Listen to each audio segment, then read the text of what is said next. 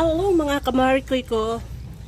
At tayo magluluto ng canton with gulay. Syempre mga marikoy ko, gulay. So, naggisa na ako ng mga sahog. Naggisa ko na siya ng bukod mga marikoy ko. So, ayan, half cook lang yung mga gulay. Diba? Half cook lang yan. Kasi masarap yung gulay na half cook lang, lalo na pag ilalagay natin sa mga ganyan pansit bihon, mga kanton, di ba? So lagyan na natin kasi kumukulo-kulo na yung sabaw, mga marikoy ko. O, di ba? Mainit na mainit or kumukulo-kulo na yung sabaw. Lagyan na natin. At doon naman sa kabila, magluluto naman ako ng piniprito ko muna yung chicken, mga marikoy ko. Piniprito ko muna. So, ko siya, hiniwa ko siya na maliliit. Kasi gagawin ko siyang tiyananan! So, sibuyas na puti, yung malalaki, mga marikoy ko. O, di ba nagluluto tayo ng fish steak, beef steak, pork steak. Aba, hindi pwedeng sila lang. So, kailangan isali natin yung chicken steak kasi gusto ng mga anak ko may sauce or may sabaw. Instead na prito lang yan, ilagyan natin ng twist. May sabaw dapat. Yes, may sabaw dapat mga marikoy ko.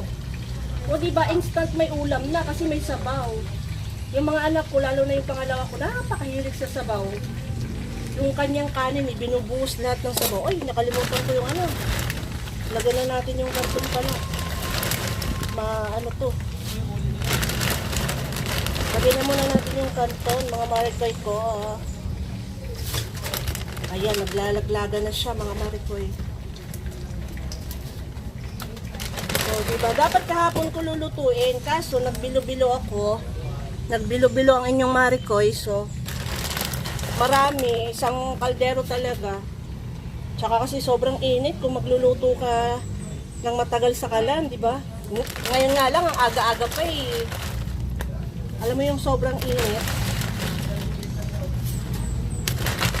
Tapos, alam nyo ba, itong nabili ko sa palengke na kanton, kahit meron naman ako panindang kanton, yung sa akin naman, maliliit lang. Ito kasi, parang 1 kilo ba o ano, 1 kilo, half kilo yata ito. Tapos may mga pre-pre na siyang pampalasa. O, ayun. Mga pampalasa na yan siya. Ano siya? 500 grams. So, kalahati. Kalahati mga marikoy ko. So, halo-haloin na lang muna natin yan. O, diba? Halo-halo muna. So, ayan na mga marikoy ko. Parang nilaga naman. Parang marami sabaw mga marikoy ko. Di kaya ito, nilagang kanton. Naparami sabaw. Naparami ng sabaw mga marikoy ko. Di, madali lang yan. Kasi ang kanton, malakas yan sa tubig magsipsip, di ba? So, maganda na yung kanton na medyo siya, yung malambot. Yan ang masarap eh. Depende naman yung iba naman tama lang. Diba? Ako kasi medyo gusto ko talaga malambot. Tsaka lutong-luto yung kanton. O ayan, ang bilis naman. Kasi sip-sip na kagad mga marikoy ko. So ayan na mga marikoy ko, luto na yung ating kanton. O diba? May konti pang sabaw pero kasi yan isisip-sipin naman. So buksan natin ang apoy para mabilis sip-sipin yung natirang sabaw. Tingnan nyo naman yung natirang sabaw. So, kailangan natin yan pasipsipin para mawala ang sabaw. Hindi naman ako natuwa sa sobrang dami ng tubig na pasobra mga marikoy ko, diba? Pero okay na yan. Yung lasa niya, talagang napakasarap niya mga marikoy ko. Oo, napakasarap ng lasa. So, okay na yan mga marikoy ko. So, thanks for watching. And palike and share na rin po mga marikoy ko. Ayan, okay na siya mga marikoy. Luto na yung ating kanton.